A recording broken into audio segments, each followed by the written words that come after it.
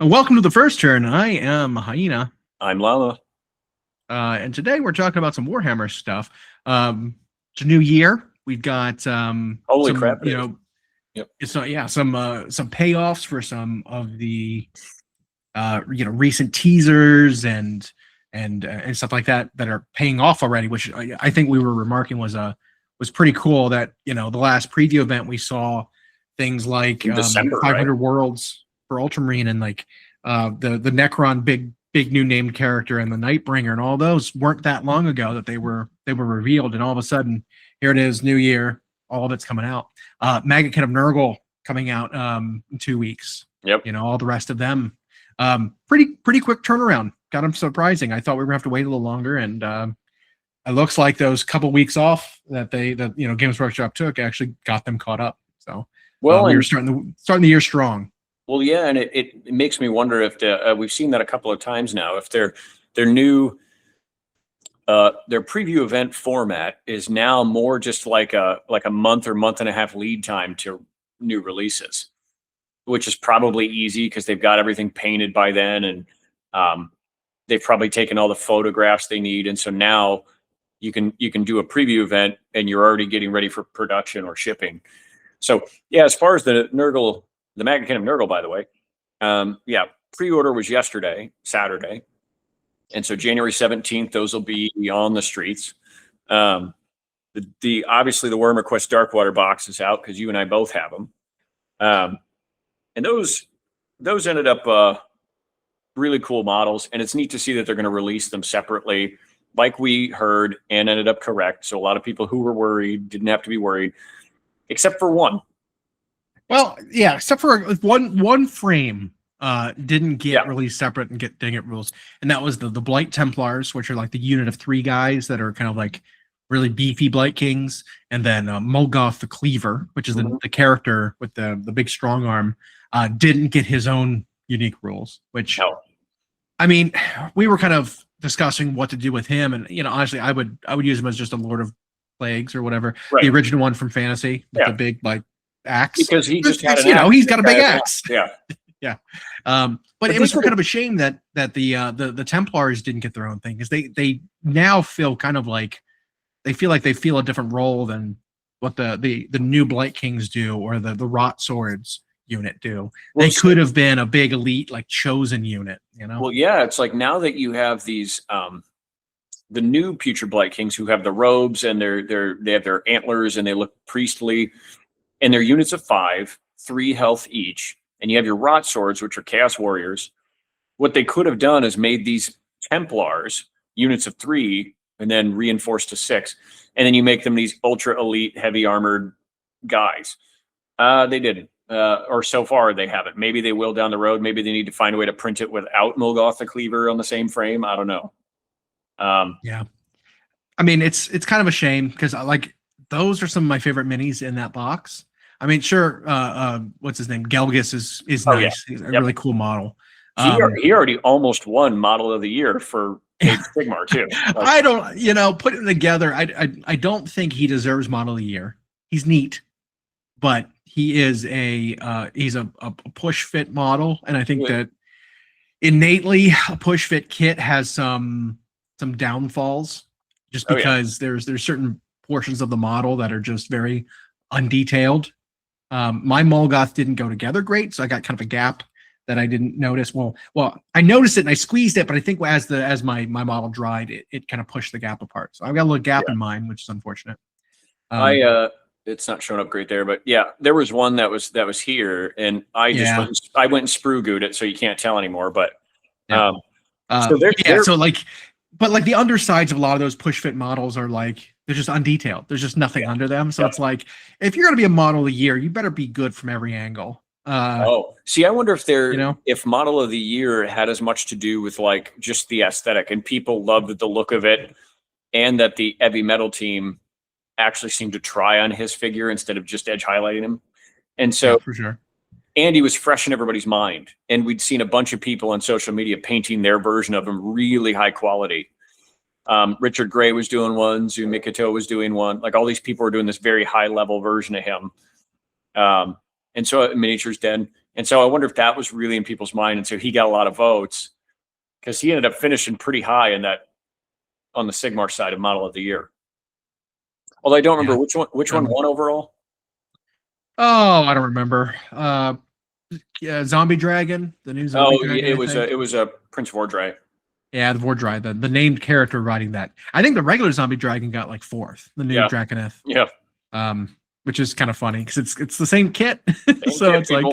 Like the same kit gets gets 1st and 4th place Model of the Year, which I think is like so if you think about it, that was a blowout win then. That means it got that many votes for just the kit. But we also saw today that now as you pointed out, the Titus stuff and the 500 Worlds is already paying off. Because pre-order for that comes next week. I mean, I'm a little confused. I thought the Nightbringer was supposed to be coming as part of a Kill Team release. That's what we heard about. It sounds like it's actually coming out on its own. Yeah. I wonder if they scrapped the whole idea of it being like, oh, initially when it was teased, it was a big surprise, right? Like, oh, here's the Nightbringer, being released as part of a epic foe kind of format for Kill Team where you get to like take down a big monster in Kill Team. Right. Maybe they were like, all right, well, that was spoiled, so let's just get that guy out. Because the novelty of being released for Kill Team isn't there anymore. Maybe they just decided to change it up. It could be, I have to imagine the Shard of the Nightbringer was going to be in his own box anyway, but I wonder if their plan to like announce it or to have the pre-release for it or pre-order for it was going to be a long time, some Kill Team update they have coming, a new way to play the game sort of deal. And they might still include ways to fight a Catan Shard or whatever in Kill Team, but in all the pictures we saw, it looked like it was associated with Kill Team. And now it's just here.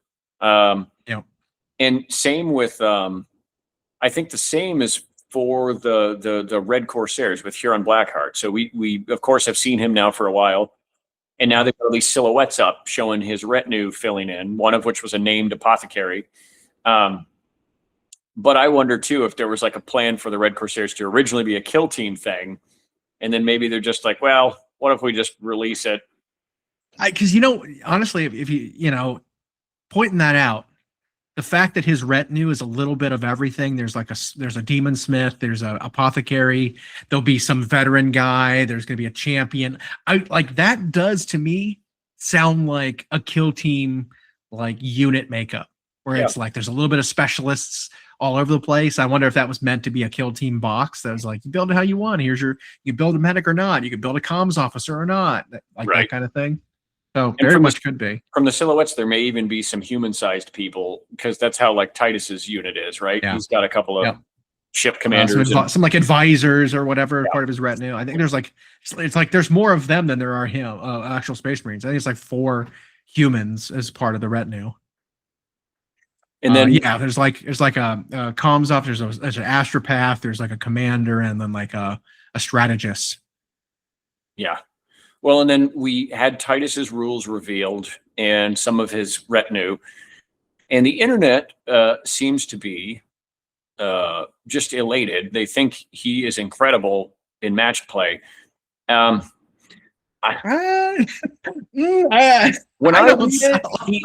don't see it. He's like a captain with a slightly better chainsword, but can't take any other equipment. And then no like army-wide rules, just like he fights in melee, and if he dies, he comes back on a dice and then can heal. So and it's a lot of hoops, right? So if he is slain in melee, I believe that's how it works. If he's slain in melee, you roll a dice. On a 2+, he gets to fight before he's removed.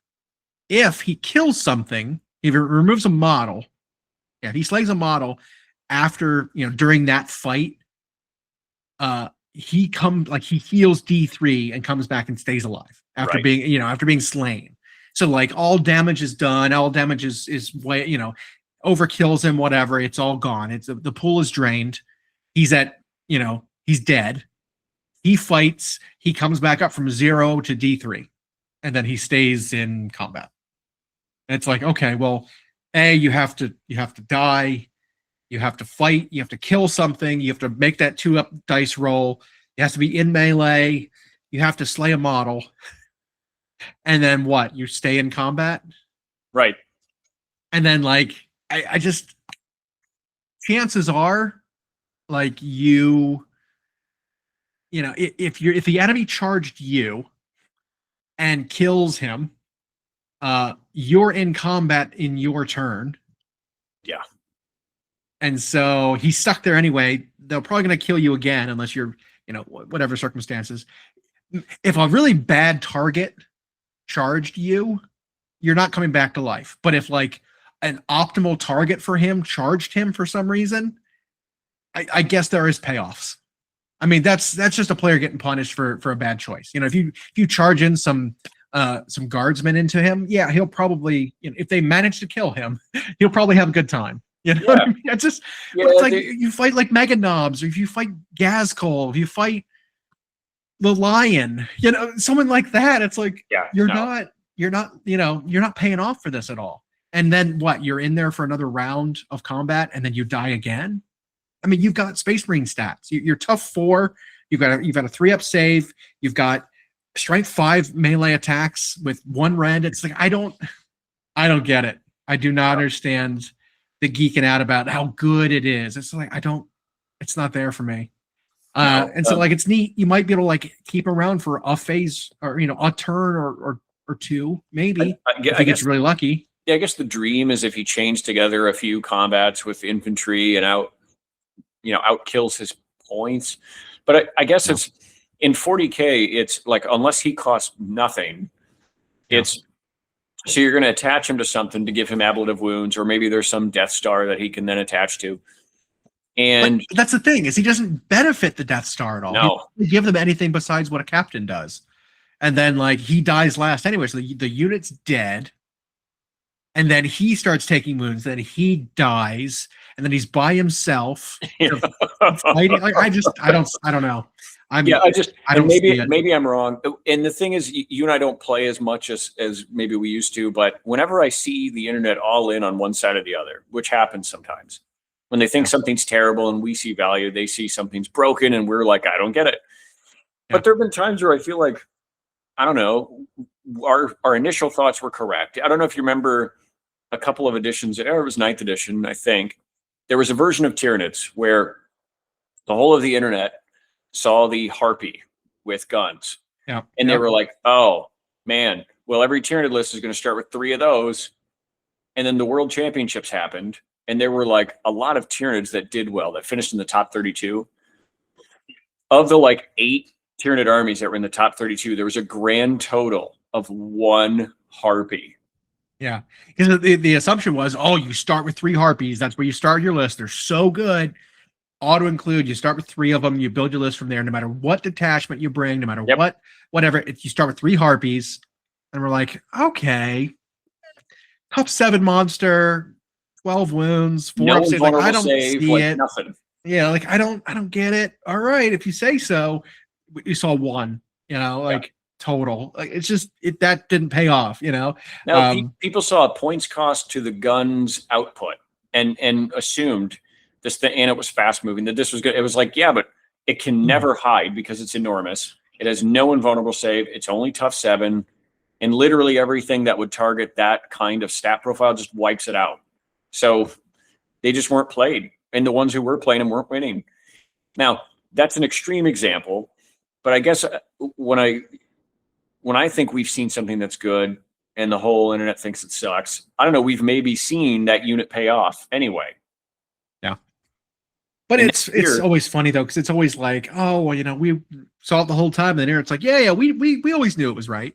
You're like, no, I can roll back the clock 2 months and like these are dead on arrival, it's unplayable garbage. It's like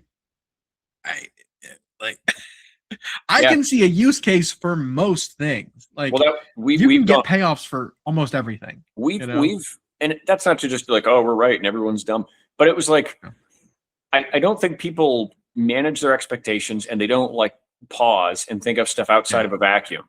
And I mean, we've gone to this a few times, but when 10th edition started, people said Eldar was dead on arrival, and then it had to go through 4 nerfs to get under a 60% win rate. Like, it came out at like 74%. Yeah, it was insane. Something absurd. Yeah. I mean, it's the same kind of thing with like this new Nurgle stuff that's coming out, right? So we mentioned that there were some changes, some shakeups to how the units work and how the distribution is, and one of the units is this priestly like Blight King version, and they are admittedly a little squishy, right? They've got a 5-up save. They've got with the near tree, they've got a 5-up save, 5-up ward. You're probably gonna have trees near them most of the time. So 5-up save, 5-up ward, the ability to ignore negative modifiers to their rend. There's a character that goes along with them that makes them unrendable. We had heard a similar complaint about Nighthaunt when they got their update. Because they all went from 4-up unrendable saves with a 6-up ward to 6-up save, 5-up ward, ignoring negative modifiers kind of thing. Right. And like people were like, oh, Nighthaunt, with these stats, they are just dead on arrival. They're just not going to play. You know what? Nighthaunt are doing fine. You gotta be more careful with them, right? You gotta be careful with the squishy units, but like they're fine. A lot of their elite units got, yes, they have a worse save, but they went up a wound. They doubled their effective health because their actual health did double. You know what I mean? And so like overall, they ended up being 30% more durable, right? Even with the save, drop off. Yeah. We kind of see that here with these Blight Kings. It's like, oh, the old Blight Kings were a 4-up save, or maybe they were a 3-up save. I don't remember what it was in the last iteration. Maybe they were a 3-up save, and now these new ones are go from a 3-up to a 5-up. It's like, yeah, that's a lot worse. But you can be unrendable. You can benefit from off defense. Their attack stats are pretty high. I mean, it's 21 attacks. Yeah. And against the right target, it's -2 rend. That's pretty good. So it's like you need to make sure that they're the ones making their charge and attacking their target that they want, as opposed to getting charged. You've got other units that want to take the charge for you. If you're playing these guys, you're focusing on killing something very specific with good rend and a bucket of attacks. They're not just like, oh, you're chosen, go blunder everything you touch. Yep. It's you got to be a little bit careful with your unit now. You play, Well, and I don't know. It's that same kind of thing in my mind where it's like, how do you not see that this is still playable? Like I don't get that. it. And what you just hit on is like, it's one of the biggest ones. If a unit changes, it's how it functions. So like if Games Workshop decided when they go to update the rules for something that, well, we need to diversify the roles that each unit plays. And so something like that happens. A unit everybody's known for a long time, which by the way, Future Blight Kings were very vanilla. They always have been. But it's like every iteration has been boring. Yeah. The initial incarnation of them was they had a bunch of attacks hitting on 4s. Critical hits were D6 hits instead of 1. Yeah. And then they had no rend, 1 damage. It's like, this sucks. Like they are so swingy and they don't really do anything. Like, I don't know. It was still really, really weird, and they weren't good. They were never played. Then they become durable, and they had still mediocre stats. And then I don't know. This at least is trying, right? The version of them in Spearhead was better than the version of them in Age of Sigmar, in my opinion. But like so now they're very different. And whenever something is very different, people automatically, the first cry is it got nerfed. And I don't know, it just does a different thing now. Yeah, you don't get to play them exactly the same way you've always played them for 11 years. Like now you have to come up with a different way to use them or give them a different role. And here's the thing. They could end up sucking. They might not end up good in play testing. Yeah. But you might see Rot Swords with their 3-up save, 2 wounds. Right. Being like, well, I can bring twice as many of them now. So a unit of 10 guys getting 2 attacks apiece with effectively 4 wounds, right, with 2 guys, is now just better than these 3 wound guys that get 4 attacks. Yep. Like maybe it's more cost effective. It's more durable. It's just better off. Yeah, maybe. But like, I don't have the initial like jerk reaction of seeing it, but like, oh, unplayable. I can never see a situation where this will ever be playable now. This is awful. It's like, come on. You can't think of anything, really. Yeah. Gut Rot Spume with the new Priest Hunters. Like, it sounds like a great package to me. It does. And the whole army really looks like it's going to play a little bit differently than it has, and that's weird to people. It always, not everyone makes the adjustment. They want to play the same way, the same thing. What was that all through AOS 2.0? Was it? There was a guy who was relatively popular doing video battle reports who played an Ironjaw's army for 3 straight years and did the exact same tactic for 3 straight years. Charge turn 1 with pigs. Like, yeah, that was a big one. Or it was nothing but, oh, what was it? No, one of the fists. I don't remember. It gave you a pregame move with the pigs. Gave you a 3d6 charge with the pigs. There was a combat or a command phase like advance with the pigs. Then it's like 42-inch threat range, charge turn 1. Like, yep. And then there was like mortal damage. Lock the enemy inside of their deployment zone. Just so, but it was someone like that plays that same way on autopilot after a while, and then the idea of trying something different. So I don't know if you played any RTSs back in the day, like StarCraft 2, but it was like you'd have those players who were elite level, but you'd have the ones who were climbing and were good but didn't become elite. And the reason was they would find one really good build order, and they would only play that one really good build order. And so while it would get them some free wins against, whatever, people who were new or who didn't try very hard, once they ran into really good players, they lost. And the idea of that person who had the one really good build changing to try a different list just was like anathema to them. They wouldn't do it. Yeah. And so I think there's some people who sometimes have that mindset of, what, this thing is different now, it must suck, or I'm not going to try it. I'm just going to say it sucks. As far as their aesthetic, I've seen people divided. The new Blight Kings, anyway, they were in these like corrupt togas and everything. I think they look great. Like the togas, they look awesome, and the weapons. Yeah, I love the look of them. And people are like, oh, they all look the same. It's like, first of all their clothing arrangements, all of their weapons, and all of their poses are different. The only thing that is the same is they have antlers on all of their helmets. Second off, what unit in the game doesn't have a unit of guys who all look the same? You know what I mean? Like, I personally really like the look of the new Blight Kings. So I really do.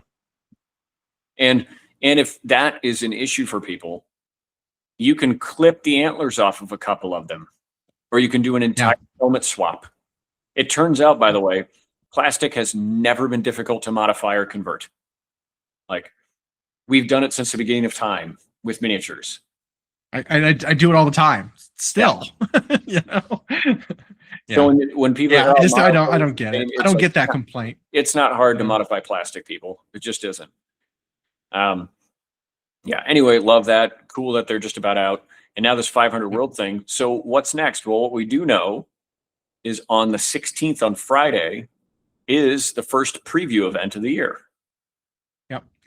They did release kind of a itinerary for what they're going to show off. It was obviously the two main games, 40k and Age of Sigmar.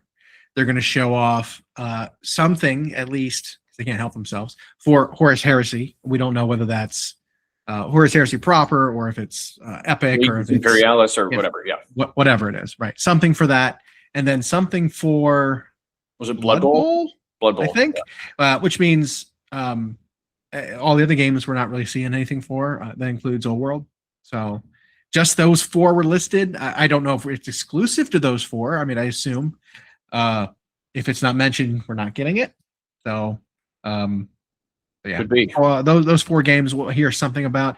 We got some silhouettes for what we're going to see, and what it looks like to me is, essentially the retinue for Huron Blackheart and all the things with him. That's all we really saw.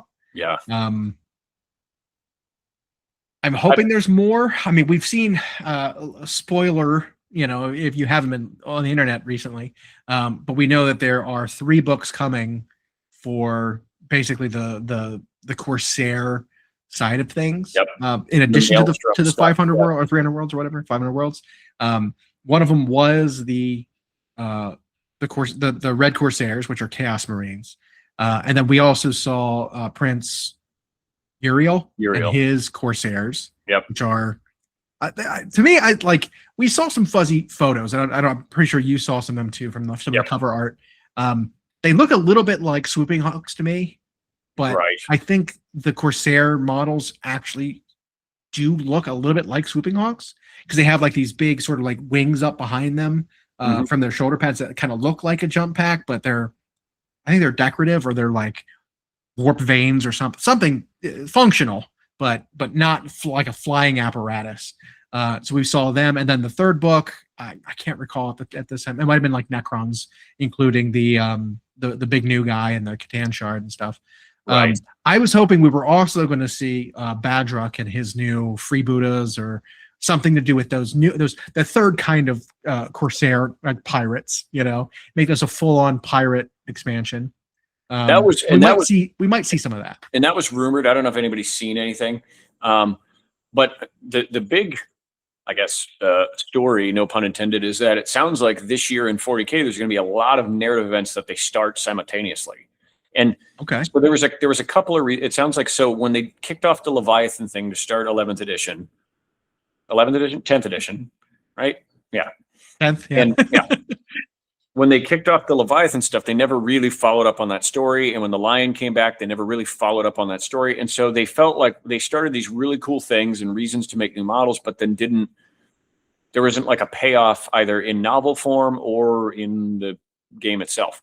And so this way, by having whereas like Age of Sigmar, if you remember, they kicked off even before they had real rules with like the Realm Gate Wars. So there was this stuff going on all the time. And 40k, they were always at the Age of Midnight with no new story until a couple of editions ago. Well, this sounds like they want to have a whole bunch of stories going that bridge both 10th and 11th edition together, and not only justify a bunch of splash releases, but can drive some cool new stories. So obviously we've seen 500 Worlds, the official announcement today. The Maelstrom stuff leaked, the book covers anyway, and some fuzzy pictures. That's what it was. Yep. And then we've heard they're also going to do an Armageddon thing. So which I think that's where we were assuming Badruk was coming from. Well, if Captain Badruk is going to be a thing, what better way because they're not going to do another Gazkul model, right? That one's fantastic. So if you're going to have the orcs go back to Armageddon and you're going to make a new one, there you go. You could bring Badruk there if he is going to get a new model. So as well as the Yarick we're allegedly going to get. Yeah, I mean, we saw like a skull with the Bale Eye prosthetic, and it's like he sounds like he's dead to me. Like, right. You know what I mean? Like, I don't understand how they're bringing him back. It's been hundreds of years. There was a skull on what's his name's belt, Angron's belt, that looked like his head. They've shown posters and like artwork of like skulls with the commissar cap with the eye. Like, it just seems like he's dead to me. And people are like, oh, they showed off something about him, he's coming back. And it's like, I think they keep showing us things to reinforce the fact that he's dead. Like, are we seeing the same stuff? Like, he seems dead to me. We've seen it so many times now. I actually think it would make more sense if they stuck to him being dead, but I think they can't help themselves either. And it's like, well, let's bring back a favorite, right? I just don't see how. I don't see how, but okay. I guess we'll see. Whatever. Yeah. I'm going to go out on a limb. We'll make our official predictions, I guess, next week. Yeah. But I'm going to go out on a limb. We got some time. Yeah.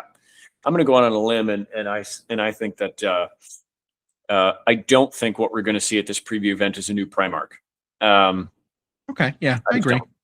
I also don't think. I mean, if you look at Huron Blackheart, he is spectacular enough. He is. That's like, it's kind of like having gotten a new Primarch, kind of, right? Because he's going to be maybe not Gilliman sized, no, but he's a big, sexy new model. I mean, he's going to be Abaddon sized, right? Like he looks very much. Those two models look very similar, by the way. Yeah. But he's gonna be like that size of model, right? They're pretty close to what the Loyalist Primarchs are in size, right? Just a pinch. Yeah. So I don't think we're gonna need to see anything bigger than him. I think it'll really take the wind out of the sails. Pirates. Mm-hmm. Of him, like it'll deflate him a little bit and like his spectacle. And so I don't think they're going to do that. They're going to release like, another Chaos Primarch right away and like really undercut him. And I don't think we'll get like the Arcs of Omen payoff stuff with Vastor and whatever they think. I just think this first preview event, it'll be a whole lot of the Corsairs stuff on bidden for 40K, and that might be it. Yeah. I do have to imagine the announcement. I don't know what they'll show for AOS yet. We've speculated that there's so much coming. And for again, we've got big army stuff coming as ogres, dwarves, maybe a third hidden project of dark elves or something. Right. I agree though. I don't think we're going to get something big for them. We might see what's coming next. We do have like 5 things in the pipe for AOS, rumor wise, that could be coming out. Right. Any of them. Yep. 2-player starter of Skaven and Cities. We've got rumors of Lumineth. We've got rumors of Ossiarch Bone Reapers. We've got rumors of who else? Another minor army. Another minor release for an army. There's like Daughters of Tzeentch is going to get Tzeentch is going to get terrain stuff. Right. I think was another tease, stuff like that. So any of those 5 plus maybe an ogre tease, maybe I don't know. There's a lot that it could be. I think the highlight of this event though is going to be Pirates and Uriel, and it's going to be a 40k thing. Maybe the next campaign they'll talk more about that, the 500 Worlds and the Maelstrom stuff. What's our kind of ETA that we expect for a new edition of 40k? Is it this summer or is it next summer? Well, so therein lies the mystery. Is every single thing has said it's this summer, 2026. Okay. And so, and if you consider that the last few years they've done 3-year cycles for AOS and 40k, right. If they're going to stick to that, here it is. Now, you've been someone who's been like, well, just because they've done it doesn't mean that's what they're going to do. Right. And usually and they're too, like, it's an every other thing, right? Like where they'll do edition changes, but it's only really every other edition they make major changes. Right. These last 2 editions have been very similar to one another. 7th and 8th were 6th and 7th were very similar to one another. 8th and 9th, very similar. It was like it's every other edition. There's major changes. So right. I expect I don't know. 10th to 11th won't be that major, but and I don't think as far as payoffs for these narratives, they're going to make changes to the extent that like an army gets obliterated or but that's the advantage of a galaxy. I was wondering if 11th is indeed coming this summer, would they announce it at this January preview, or would it be at the alleged, that we haven't confirmed, Adepticon preview? But is that too close to the summer if they wait till end of March to say it? I think so. Last time we had the announcement for an addition change, it was around now. It was like LPO time in January. Yeah, exactly. And so we had World Eaters and Astra Militarum had just gotten their books. And it was like, okay, you guys just got your books in December of the year. January, we announced new editions. 6 months from now, we're changing editions. Mm-hmm. And it was like, cool. These players who just got their books finally 2.5 years into the edition, they finally got their Codex books. You've got 6 months to play with them in the 6 month period where like people just don't care anymore, right? That like as soon as an edition is changed, people go into fuck it mode, and they just okay, well the edition's over. That means that the game is over for 6 months. Well, we're not going to care. We're not going to try hard. We're not going to be serious about it. Well, and then so it feels like those books are invalidated for those 6 months. It's like it was a waste, Well, and so there's something interesting. There's no more codexes, I don't believe, that are coming out between now and 11th. Right? I think everybody's gotten their update. And so I think so, yeah. And so they want these campaigns to maybe make the end of the edition not feel so derpy, so big of a lull. So now you get something where people are involved, some splash releases, new models and detachments, make people want to play, but it might still be a little bit of screw it, do whatever you want. Because for all we know, these detachments could come out and they're super good, like way over the top. Here, have fun with them make Titus seem amazing for a month or something. But I don't know. I wonder, I feel like the announcement might come at this one. So it could be that this preview event starts off, we're seeing all the Maelstrom stuff, not that exciting, it's been leaked, right? Maybe we get a little more clarification, like there's a rumor that there's a new Eldar Viper coming, and there was a fuzzy version. Is there? Right, and there was a fuzzy picture. I don't know if that looked like it was a new one, though. Like, I can't tell. Here's my guess. I don't think aesthetically it's going to look much different. I think you'll have better looking Guardian riders. You'll have sharper bits and stuff, a new cut, so it's not on the old style crew. I don't know. It looked just like a Venom to me. It had the gun on the back. I couldn't really tell based on the person riding the back if it was a new model or not. I don't know. Maybe. But if that's true, whatever Yeah. the case is, I think we'll see that. Then they'll do Age of Sigmar, then they'll do their Horus Heresy, they'll do their Blood Bowl, and they might do a, but wait, here's one more thing, and then they tease 11th or Sure. something. Or would they wait until Adepticon? But boy, is that pushing it. Because if they, and here's the thing, if there is no preview event at Adepticon, the next Warhammer Open is what, April?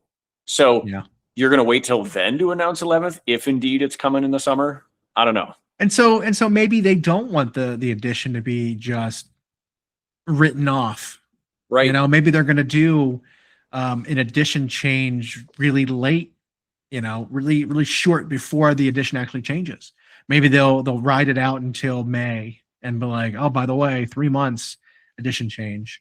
So that, you know, we do have 5 months more of like people getting to experience and play the edition in its kind of finished phase, right? In this period at the end where everyone's been updated, edition, yeah. You know, yeah. So Well, we usually don't have that because as soon as the edition ends or the announcement ends, that mature edition is invalidated because people stop caring. Yep. You know. Well, and this whole like 500 worlds thing, we got to see today that it's broken up into a series of books. It's not just like one. So I think that's probably to avoid confusion. Some of it looks like it is specifically like lore and art and whatever. Some of it looks like it's specifically for people who like to do crusade or ongoing campaigns. And then one of them is like, here are detachments specifically for these armies, which are probably the match play book, right? So like the General's Handbooks used to do that. Here's a spiral-bound thing. Here's 2 leaflets. One of them is the only one you care about. Like, I wonder if that's kind of what this is. But again, now you're giving every type of person, every type of player, something to keep doing at the end of the edition. You know, give them something new to do and don't just announce it and then do nothing. Right. Do you remember when they announced or they showed off that pair of like Tau suits? Yeah. It's just kind of out of nowhere. What else was announced and released with that? Do you remember? Nope. Me either. Oh, wait. There was something else. Yeah. There was the new Tyranid Prime on foot. Okay. Which, by the way, was he's had a very specific weapon loadout, which I thought was weird. It makes me wonder if they're going to do a bunch of primes, like that's going to become the new Space Marine Lieutenant for Tyranids. But like, because now we have Winged Prime and then that one, and then the 2 Tau suits. I don't remember the other stuff, but what I do know is those haven't been paid off yet, have they? No. Now, see, that was the kind of thing I thought would have been coming with sort of an end of edition update. Right. Because usually it's in Arcs of Omen, it's what was the one, the Malign Portents, that kind of stuff where it's like, here's a campaign,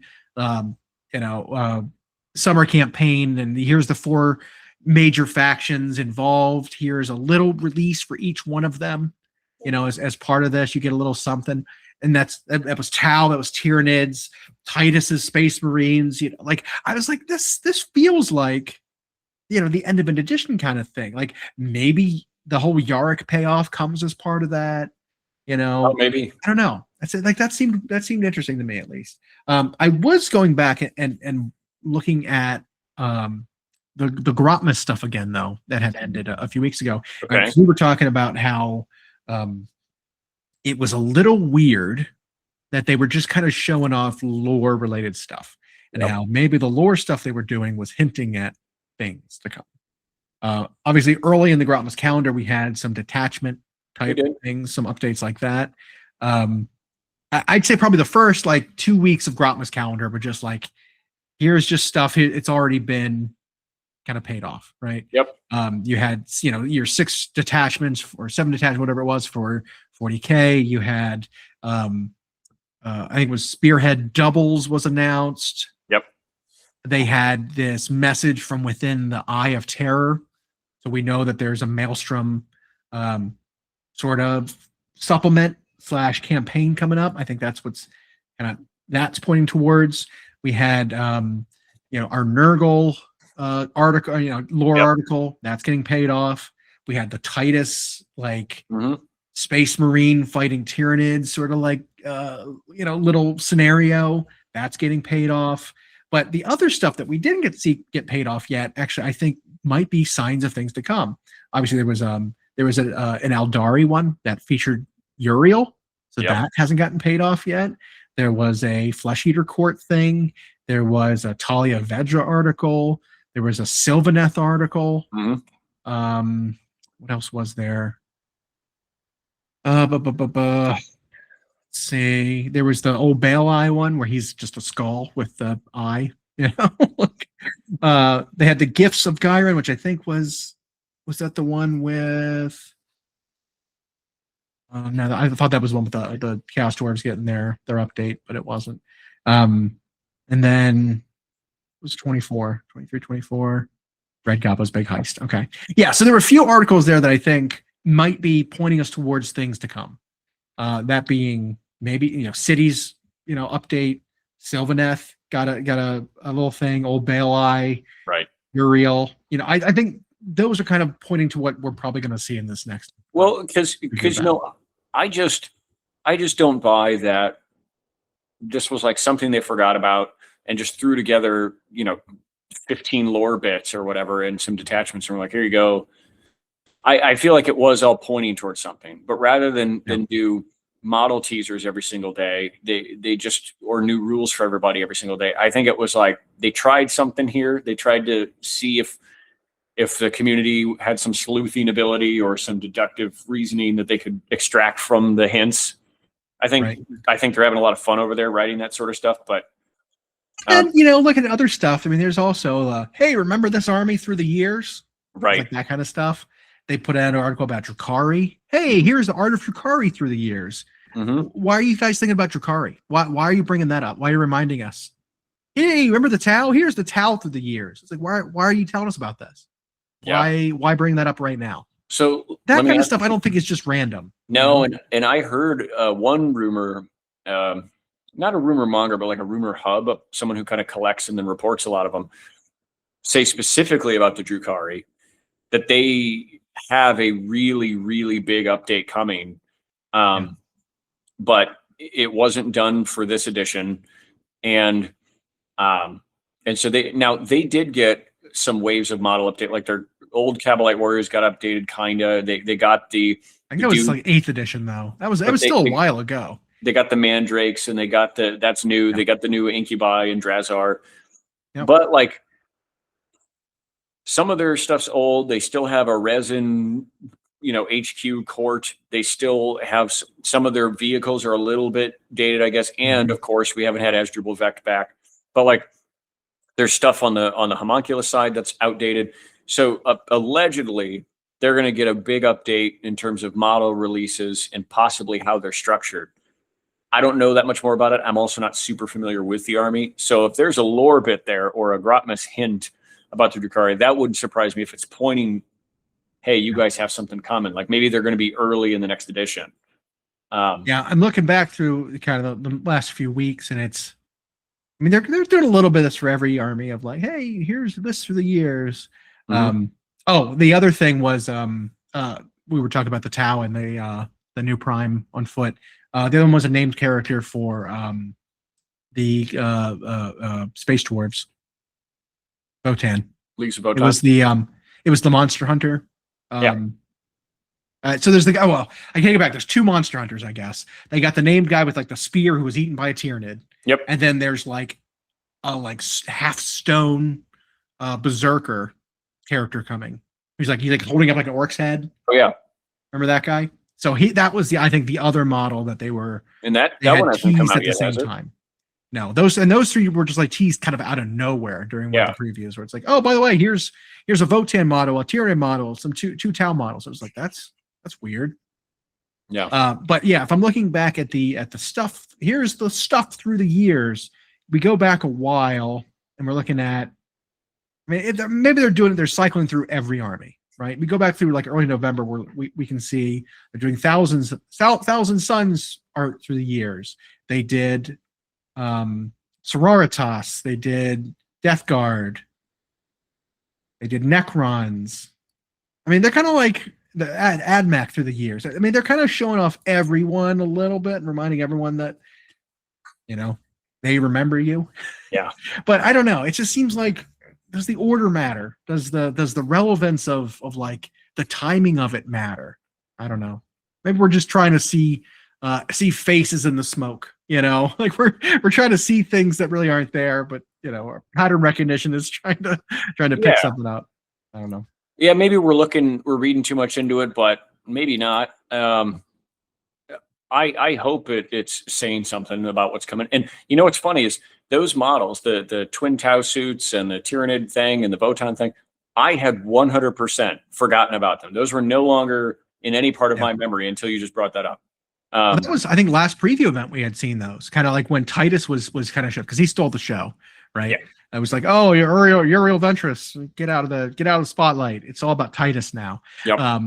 It even stole the spotlight away from the other things that were shown off in that same preview. Mm-hmm. So. Yeah. So I don't know. I don't know when those are coming, when that payoff is. Because, I'm just surprised since those were such small releases. I mean, just characters, like, what's the delay to release them then? There's got to be something they're waiting for, some window that they're waiting for. So if I look at other stuff that was previewed at that same time, I guess some of the stuff is coming up, right? So the things that were previewed during that same event, we got Titus coming now. Mm-hmm. We had Blackwater. Yep. We've got the Nurgle stuff, including Festus. They showed off Festus at the last preview event. Yep. The things that are to come would be the new Cataphractii Terminators. Yep. There's the half cyborg Skitarii. They call them Battle Pilgrims, but they're like half Skitarii, half like Dune Strider. Mm-hmm. The Skitarii guys with the mechanical legs. That was the same preview event. And then we also had and that was for 30K, right? That was for Horus Heresy. And then we had the Necromunda like golden ghoul guy. Yep. That really crazy looking character with his like corrupt judges that like capture people, his bailiffs. And then there's an update to the squats, the prospectors. And then at the same time, they also previewed a new box set for the peasants, basically, for Cathay. That hasn't paid off yet. We haven't seen that box. And then I believe they did a whole like slew of things that were Saturnine for Legions Imperialis, which hasn't come out yet. Yeah. So like even that preview, I mean, we're still getting to the first, like we've got like a third of that preview done. Like there's still a lot to go from that one that needs to be released. So we should expect to see those soon, at least, right? Yeah. Well, they'd have to. Yeah, that's interesting. Is like the two main games had payoffs, sort of. 40K's Titus stuff is all coming. Age of Sigmar's Nurgle stuff is all here. Mm-hmm. But yeah, the individual 40K models, no idea when those are coming out. That Necromunda stuff, the Legions Imperialis stuff, no idea, I guess, on that other stuff. So I don't know. Maybe it won't be. Maybe that won't be next. But because again, if we look at like the that spread of what's going to be shown off this preview event, they're not included. So hopefully new stuff. Hopefully it's not going to be release dates for stuff we've already seen. I wonder if I'm going to set my bar low, I'm going to think 40K will only be Red Corsair stuff. Age of Sigmar will only be here's the next 2 books. Horus Heresy will be all Legions Imperialis box sets of more super teeny tiny minis, and then Blood Bowl will be, I don't know, an updated hero or what do they call them, superstar player. Yeah. And then like a really old plastic faction getting updated. But like Kislev, I think they already updated the Amazonians, right? Yep. Pretty sure. I don't think they never did Kislev, did they?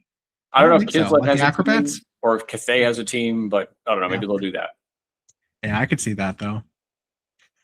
Just a lame. I think you were right though that you listed off the 5 factions we have for AOS that are apparently getting smaller updates. One of them is Daughters of Cain.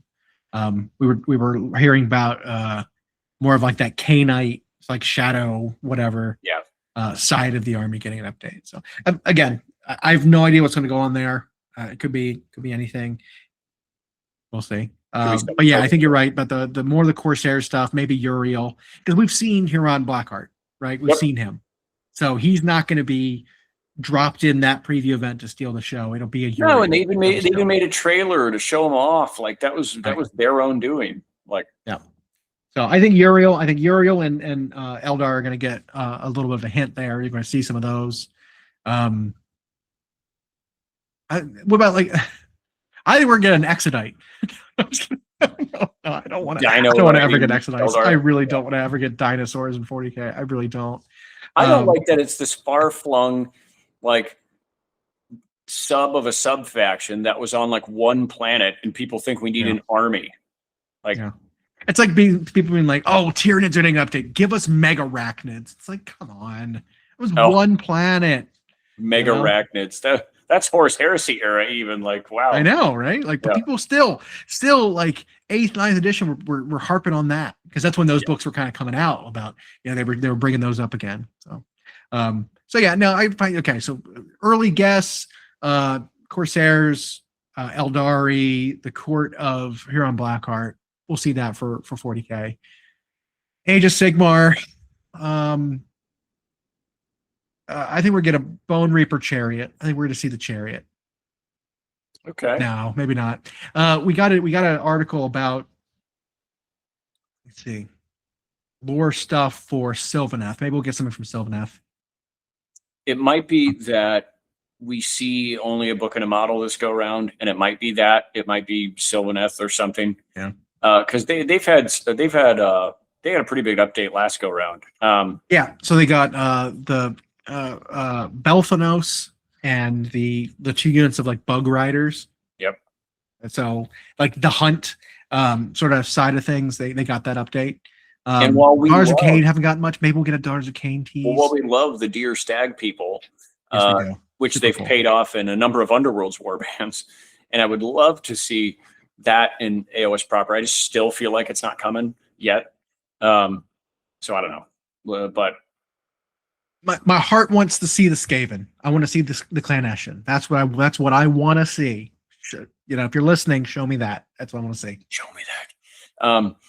And we still don't know after we really don't have a roadmap for either system after what's currently being paid off. But like, we've got tons of rumors, and then again, we still don't know after January what the next preview event will be. We don't know if Adepticon will officially have one or not. We don't know if it will be in April in the Netherlands or whatever that one is. Right. Maybe they don't yet. Maybe they haven't decided. I would love if they did one like every other month. Not that I'm greedy or anything, which I totally am. But I mean, if they were smaller events, we wouldn't need to see as much. If they were more often, like I'd be fine with that. Yeah, if they just did that, where it's like 4 game systems they pick per preview event, and you do them every 2 or 3 months. I don't know. Maybe they wouldn't have to be as big. Yeah, I love the big ones. Those big preview events are great, but I'm also hoping they don't rob us of that one in Milwaukee this year. I would love to attend and have that be there. But absolutely. Yeah. But yeah, so I mean that's not that far away. I'm would love to have that be the case and not have the rug pulled out, from under us. Yeah. And we see now that they make announcements of their preview events like about 2 to 3 weeks out, right? It was about 3 weeks out they announced this one. Basically like a Sunday preview they announce style. So it'll probably be beginning of March that we find out if they're actually going to do one, which I hope they do. Yeah, I was trying to look to see if there was any other rumors that were going around. I remember seeing something about them kind of teasing that there would be some more concrete stuff, but I can't find it at the moment. Oh well. Yeah, I thought elves and bone reapers were being talked about a little bit. So okay. So that'd be nice if that was on the menu. But. I do see people saying, as far as wish listing, that they would like to see these campaign booklets, similar to what we're getting with the 500 Worlds and the Maelstrom. They wouldn't mind seeing that in AOS. I mean, so it's funny is we kind of got that when they did the thing where like almost every army got touched, like, and then the Ironjawz got their big expansion with the pigs and like, but it wasn't officially booklets, was it? Like this? There were like campaign books. It was like a series of like 3 or 4 books that actually had rules in them, but those books were really only like even valid for a few months. Right. They were pretty quickly invalidated, and like the rules were kept and they were kind of integrated into the game proper, but Okay. but they were originally just like, here is an update to this army with new models as part of this book. I mean, Marathi came out that way. Like I said, the Pig Riders all came out that way. They were like they were printed in a book, and then just were kept. So yeah, I don't know. I mean, giving us a little pamphlet of like, here's new rules for a bunch of different armies is, I think, a super cool way of doing it. Yeah, because it makes people who have gotten, a book but maybe need some updates, some mid edition love, which we like to see. So. Yeah, and well, I'm seeing a lot of people who are Age of Sigmar folks saying that this booklet style to end an edition is a really good way to do it too, because yeah, otherwise it was always right at the end they release one big campaign thing and never touch it ever again. Like they never, like Arcs of Bowman, like Gathering Storm. And so this sounds like, well, here for the last 6 months of the edition, you're going to have all these new ways to play, and we're going to touch some releases for every army. I would love it if they did that for whenever Age of Sigmar's 4th edition ends too. Like, I don't know. That's kind of better than mid edition or only doing something at the start. Although there are also rumors that some anniversary miniature is going to be shown off tomorrow. I don't know what that means. Yeah, I was to say, what? I don't like, it's a new like character for like a limited edition run kind of thing, right? Oh, okay. Yeah, I don't know, but people are trying to speculate at what it is. Still, that's not that an anniversary mini is like a commemorative one. It's not that big a deal. Yeah. Even well, here's a Death Corps of Krieg, Marshall, got a unique pose. Yeah, just like something like that. I don't know. Yeah, usually kind of random. That's neat though. I do like that Necron's got a new guy, the Necrosaur Amentar. I don't know anything about him. I don't know if he's completely new. I don't remember ever hearing about that guy in the lore. I mean, there have been other characters that they never really paid off on, like we said, the Flayer King, and for a long time the Silent King was in the lore, and then they finally showed him off and gave him a big new model. This guy I think is completely new, because I think the whole side of like the destroyer cults and like these kind of snake-like destroyers I think they were kind of a newer creation. And so I think this is just a new dude. Like they just made him up for. It's like implying that the destroyer expanded cult out. is growing. That mad murderous side of the Necrons is growing, which is all right. Yeah. Yeah, I don't know. People keep saying there's some AOS anniversary mini that's going to be showed up. I don't know what the. Could be anything. I'll get it. Could be anything though. Yeah. Well, there've been like some vampiric hints in the rumor engine, right? Like, but I don't know. Ish. Yeah, I suppose. I mean, are we going to see it? Just like, to me, that it seems to me like it would either be just a one-off kind of sculpt, and it's like, hey, here's a commemorative model. Get it while supplies last. Get it at a Warhammer Day opening, whatever, a new store, like that kind of thing. Mm-hmm. It's an alternate sculpt for an existing thing, and if you get it, cool. If you don't need it. It's a fun model, right? It's a FOMO model, really. Dropping a new character as like a commemorative one makes it really difficult, because if they get their own rules and they're really good and not everyone has access to it, it gives people an unfair advantage, kind of. And so I these commemorative models are never like impactful. They're just kind of neat. Like they had how many different like Stormcast questing knights that had names that never had rules, and they just kind of like, or they had legends rules and they just kind of like disappeared. And it's like they're cool and all, but You know, they're eBay fodder is what they are. Well, They go on and people scalp them and they're like, oh, well, here you want this model, this normal little character. Now it's $150 on eBay.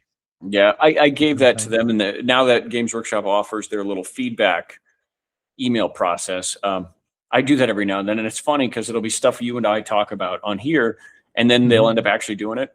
But so I'm sure we're not the only ones, but that was one where it was like, when you release these characters that are one-off that have names, why don't you give them that name and match play rules instead of naming them something, make confusing consumers, by the way, who don't know everything that's going on and they buy it. And they're like, well, I bought this guy. Where's my rules from? It's like, oh no, you just play him as a generic, this thing. Yeah. Or he's only got rules that are technically not legal for match play. Like this guy. Yeah, it's kind of lame. I like that guy who got number 2, by the way, in model of the year. I mean, to be fair, people were really looking for a replacement for the Chaos Lord on foot. Because that old model sucks. It's so bad. Suck. It's chunky. It's weird proportion. This guy should have been here's a commemorative model, but also a permanent replacement for the Chaos Lord on foot. Yeah. I don't understand why it wasn't just here. We're phasing that one out. Here you go. That's how it should have gone. Yeah, some of these characters should absolutely be that. We're making this replace an old one. Bit of a head scratcher, but they also did it with 4 Slaves to Darkness with the Sorcerer. They're like, here's a new Chaos Sorcerer Lord on foot. By the way, here's also a named one as a commemorative model who doesn't do anything different. Here's also a warband for Underworlds that we're phasing out. It's no longer match play legal. It's also got a sorcerer in it. Yeah, just like, why? Oh, it's funny. So, yeah, I mean, a little questionable sometimes, but someone says that some sort of replacement for Hoeth is coming for Sylvaneth. Lumineth? Or Lumineth, not Sylvaneth. Yeah. Whatever that means. So Hoeth was the magical swordsman side of things, right? That's what they did. They were magic, like mage fighters. Well, we've already got a lore seeker who was like the lore master of Hoeth. Right. We've already got sword masters, blade singers, whatever they're called, blade masters. So it's like, what could they mean then? We've already got, like, the only things of Hoeth we had for the tabletop was the lore master, which was a sword and spellcaster plus all the sword masters. Yeah. We've got those already. What's next? Like maybe they're talking about like the Phoenix Temple. That's the only thing I can think of. Because like the things that we lost from like high elf roster, anything on a dragon, right? I mean, I guess maybe the archmage on a dragon you could consider Hoeth, because we had that kit. You had the Dragon Lord, right? Those 2 characters. You had the Phoenixes, which had characters riding the Phoenixes, and they were unmounted Phoenixes. The Phoenix Temple had the Eternal Guard, not the Eternal Guard. Is that what they were called? The Phoenix Guard, the polearm like halberd guys. Yep. We had lost them. The Illyrians, so the Illyrian Reavers and like the what are they called? The Sea Masters, whatever they were called, with the bow and spear and shield. Remember those guys? Oh, yes. But yeah. Island of Blood, that box set, that really old box set versus Skaven, which was where the original Rat Ogres came from all those years ago, had the horses with the skirmishy horses that had like spear and bow. And then you had bow, spear, shield, footman. And then it had like the eagle chariot. Remember that was big? Yep. Sky cutter, that kind of thing. They had those models in it. And like all of those are gone. But like those aren't Hoeth. Hoeth to me is the sword masters we already have. Yep. Maybe people are thinking Phoenix Temple. I think you know, people are confusing names. Yeah. But because then outside of that, we've also got a key word that people would know from fantasy would be like trace, right? Yep. Like the White Lions. White Lions. Like things have very specific names. Hoeth is a very specific thing. So it's like, it's that name that people are throwing out is really confusing me. Maybe they're trying to be cheeky and cute and being like, oh, by the way, it's Tyrion, you know, because Tyrion's kind of sword mastery, you know? Well, And he's kind of a wizard with a sword. I don't know. Well, and sometimes it's like wish listed. People are like, oh, I want this thing from fantasy, or maybe they didn't even play it, but they played Total War. It's like, yeah, but I don't want the places from the old world to be names in the mortal realm. Just because those places don't exist anymore. No. You know? Trace and Hoeth, and they like, I'm sure maybe there was a god that was named that or something, but we don't need that place in the mortal realms. It's funny though, as I saw some of the same Age of Sigmar communities saying like, oh, these retinues of heroes, or these heroes and their retinues, like, oh, I wish we had that in Age of Sigmar. And it was like, you realize Age of Sigmar started that, right? Like Callus and Toll, the Black Talons, Gunnar Brand, like those were all what started this. I think it was successful enough that people are like, oh, paying $75 for this box of heroes that you only need one of, like that you can paint a little bit better because they're all heroes. And then they all have rules to be together or independent. Like, I don't know. I think people like that. And I think it's here to stay, and 40K is just adopting it now. What's there, like 3? I mean, there's like 3 or 4 of them in Age of Sigmar already. Yeah. Like, I know Callus and Toll is only a twofer, but still. And then you they've got a retinue. Oh, they got a retinue. It's 6 models. Yeah. So it's the 2 of them, and there's like a lady with like a grappling hook. There's the like lady with the sword and the mask with like the weird cat, the like bald cat. And then they've got there's another guy in there. Who is it? I don't remember. I know there's another person as part of their retinue. And then you've got Gunnar Brand, and they're 2 separate heroes, and then a unit of 3.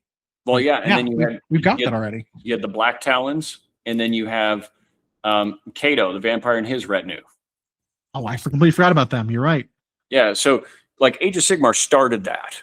This isn't a new thing that you're hoping you have in your game. I mean, if you were hoping you have that in your game as an Age of Sigmar fan, you already do. And it's probably going to come to more armies eventually. Shit, yeah, I forgot about the vampire one. Yeah. Yep. So it's Age of Sigmar. A lot of. I mean, I guess maybe the original one was actually the Mortarch of whatever Catacross, because he's kind of on a big base with a retinue as a character. Right. And while they are one model, it's like a diorama of models. If they were all 5 of those models were separate, that'd basically be the same thing. Right. You know? And I just think they decided maybe that a unit of heroes is more wieldy than putting them all in one giant base. Maybe. For sure. But they might still do it that way. Definitely is. Yeah. But no, Age of Sigmar already has it, and I'm sure they'll do more. Like 40K is just getting it now. We see that happen with good rules too. When like Age of Sigmar handles some rule correctly and cleanly, it's like you eventually see 40K adopt a version of it. Like Age of Sigmar straight up does measurement and line of sight better. Yeah. And now you're starting to see. Yeah, I mean, there's so much to eliminate ambiguity. Yeah. I still think that's one of the weakest parts of 40K's rule system is trying to resolve true line of sight especially with like non-uniform terrain pieces. Yeah. Right. Because we've been trying to the tournament scene has been trying to make uniform footprints and like silhouettes for buildings and ruins and things like that, so that it's people are capable of practicing on like a set of terrain. Right. But even then it's like there's so much abstraction, right? Because we have, well, here's this building that has a footprint. It's on a base essentially, and the whole base is a uniformly, vertical box that you can't see through. But if you overhang it a little bit or you're behind it, it means different things. But if you're an infantry and you're in the building on the 3rd floor, you can see out of a window, but the windows on the 1st floor you can't see through. And if you're an inch back, you can't be seen at all. It's just like, there's so much going on there that it's like these are too complicated to try to have everyone understand them all. Like the game had rules in it for garrisoning. The game's had rules in it for like moving over things of a certain height without penalty and things like that. Like, I think we need to make some of them more abstract and give up some of the realism so that we can actually have a better game. Like, oh, maybe tanks can't, move through certain things, but maybe certain things they can that don't impede their movement. So we actually have a better, cleaner rule set. Maybe buildings now don't have true line of sight if you're on the fucking third floor or whatever, and you can't be reached by things in the base and the basement, like whatever. Maybe a building now has a capacity of so many guys, and it doesn't matter where in that building you place the model physically. They're all in that building. The building can be shot at. The guys can die inside. Get rid of some of that true line of stuff, sight stuff that creates these situations in the game that feel really bad, or people, exploit for like a cheesy effect. You know what I mean? Yeah, well, and it's like they're trying to cinematically, they being the rules writers, because Games Workshop's got a mixture of people who thought that way for 30 years and a group of new people, and that mixture is like trying to capture in game rules what you cinematically envision is happening on the battlefield, and terrain and line of sight just always end up. Terrain and line of sight just always end up where that is super confusing. Yeah. You've got other games, right? You've got other games with individual models where like elevation and true, firing lanes and stuff, all that stuff matters. We've got that in smaller games where the individual is more important.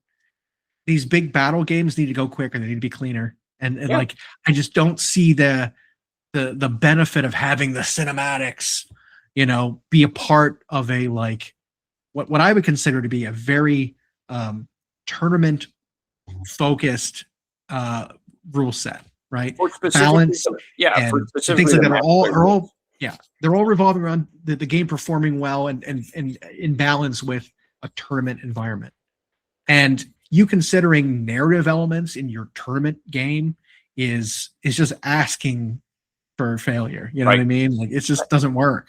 And I've seen people who make the game is never meant to be. It's like, maybe 25 years ago it wasn't, but now they know that what happens at the match play side of it drives like where things are imbalanced. Because if you're talking narrative or a campaign, like the players and the GM can decide whatever they want. But like, if you want everyone playing on the certain playing field for a certain type of gameplay, be match play or tournaments, then you have to like eliminate some of that fantasy and immersion for the sake of clean rules. And now we saw in the recent Battle Scroll update for Age of Sigmar, they went and defined that a little more clearly, where they basically were like, nope, all measurements are done to and from bases. Like, ignore the model, basically. Right. Yeah. And that has always been the cleanest way. A lot of game systems already do it that way, where it's like, this way you're not punished for how you model it. It doesn't matter if a wing or a weapon or something's hanging off into whatever land. Nope. Measure from the base, because that basically acts like a profile or a silhouette. Yeah. The silhouette, and 40K never gets that right. They always are measured from the antenna to the tip of a wing, and you can blow up a whole unit. Well, and then, and there's just so much inconsistency too. Like, some vehicles are supplied with a base. Some of them are not. Some of them, don't fit. Like, look at the Defiler kit. Remember that old Defiler? It was a crab monster, like a mechanical crab, that didn't come with a base. And so its profile, its silhouette that you would measure from was whatever piece of it was closest. It's like, they started supplying with a 160 mil round, but it was perfectly legal that if you bought a Defiler kit before 1984, whenever it came out, you didn't have to play with the base. And so it was just, it broke all these rules. And then you had like Rhinos and other tanks and Lehman Russes and the drop pod when the doors were down. Right. But all these vehicles you'd measure from the hull. And it's like, define hull. Yeah. Like, does a plane with wings, is that part of its hull? Because every plane overhangs its flying stand by inches, Well, how does that work? If a Lehman Russ comes with no base, you measure to its square, profile. Do you measure to the tip of the barrel? Well, what if it is like an executioner, what do you call it? Impulsor or repulsor. Well, it comes with a round base, but it overhangs its base. What do you measure to? It's all so inconsistent that it's like, how are you possibly supposed to have, a clean rule set if like you can't keep it your own thing straight? No. You know, did the Rogel Dorn tank that came out not too long ago, did that come with a base? I don't think so. That was like a brand new kit that it's like, all right, here's a brand new kit. If you look at the bottom, there's no detail on the bottom of the here's tank. A brand new kit. Does it have a base or not? And it's like, if it doesn't, it's like, well, you just introduced a new problem with a brand new kit. You're rehashing that same problem. You can never exterminate that problem now because you just came out with a brand new thing that perpetuates it essentially. I remember back in the old like message board days, I had talked about this, and the people blinked because they were like, "Well, you can't just measure to and from the base. What about?" And then they show you a picture of a plane that overhangs its base, and they're like, "The model's too big." And I was like, "You're missing what I'm saying. Ignore the size and shape of the model itself. Measure to and from the base." And then I gave examples of other games that do it, and it's so much cleaner. It's so much cleaner because then you never have a question about what can see where, and what the distance is. And so I just think every model needs to be on a freaking base, even tanks. Like, yeah. And I agree with that. And now in Age of Sigmar, we don't have models that are not on bases, as far as I know. Do we? No, not a single one. All of our bases. And now they define in that latest battle scroll, I think it was just in the Q&A part of it, but they still were just like all measurements done to and from the base, period. Yeah. And it just eliminates, and their maps show you, their battle plans show you, here's the 5 terrain pieces that have to be on the board. Now, granted, 40k has that in their chapter approved battle plans, but the terrain is still so vague in 40k because for so long that game has been played at the tournament level, and for so long TOs were independent, stores were independent. They just designed their own terrain. And it's still a part of the hobby to design your own terrain. But that, in combination with what we're talking about, makes it so that that part of 40K is always exploitable. Depending on which tournament you go to, it's wildly different. And so some armies are at a massive disadvantage compared to when they go to, say, an official Warhammer Open where they're using the actual terrain that they recommend. I mean, and a big part of what the community was trying to do to get around that and make it more balanced was this player placed terrain where you could, set up the terrain on your half of the board to be the most advantageous for yourself, and your opponent would do the same, right? And if you get used to that, it's like, all right, well, now what happens when you go to a tournament where that's not the case and the terrain is set up for you and you don't get to change it, and you've got something like Imperial Knights which can't fit between the buildings in the setup terrain at that tournament. Now your army can't move around the battlefield. That's a massive disadvantage, Yeah, it's the uniformity and like the consistency is one thing that's a little bit lacking, in my opinion. That has the most room to improve. And most games, either focus on the consistency first, and it makes the design feel a little weird. Look at like War Machine, right? Consistency. That game was all about consistency. But then you'd have things like, well, we want to create something cool for this army. We're going to make a gigantic jack. But in order to be consistent, this gigantic jack has the same profile as one of these like tiny war beasts. You're all on 50 mil round bases. And so you've got this like gigantic gargantuan guy who's standing on 1 foot trying to balance on a 50 mil base, being the same size, quote unquote, as like a normal dude on foot. It's like, that's also not great. But it has to be scalable, and there still needs to be like levels of consistency. Yeah. And then you eliminate all of those kinds of things from the players, the community's like memory, and then they can focus on other things that matter more. And trying to have people remember basic rules and having them be so confusing is not great for a game. No, and I think unfortunately the way line of sight and terrain have worked in 40K for so long have made it so those players just can't imagine it ever being some other way. Right. And so that might be, and I wonder if Games Workshop's kicked that around. I'm sure when they're designing a new edition, they try all sorts of weird stuff before they narrow in on what they want to keep, and they want it to still feel like the same game. I mean, we had what the basic data sheet with the basic stat cards look like for units change radically from 9th to 10th. So we do see they're willing to try new things. So I hope this is something that they consider, because I actually think less is so much more in this instance. If they reduce terrain and line of sight rules down to something much simpler, and so it's tighter, and then make it so all measurements and everything are base dependent, and figure out your base situation. If you want 30K to still use hull and antenna and whatever, fine. But for 40K, like, and facing, and like you've got different armor values on different sides of the vehicle. Right. Okay. That's part of that game, right? That like we get it. But like having it be two different ways within the same game, it's not great. So yeah, that's where I'm at with that. I don't think we'll see anything about that at the preview event, by the way. No, but we agreed. just thought we'd throw that in. Yeah, I of course go in with very little optimism to the preview events, even though most of them are not wholeheartedly disappointing. Right. But yeah, I'm just expecting Red Corsairs, roadmap of 2 battle tomes, and then Horse Heresy. I don't care. Blood Bowl, I kind of care, but don't. I don't know. Yeah. Yeah. We'll lock them in next week when we talk.